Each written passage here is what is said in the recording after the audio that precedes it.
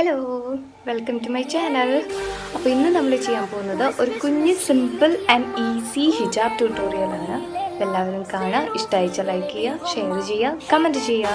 മാത്രമല്ല, ആദ്യമായിട്ടാണ് ഈ ചാനൽ കാണുന്നതെങ്കിൽ സബ്സ്ക്രൈബ് ചെയ്യാനും മറക്കരുത്.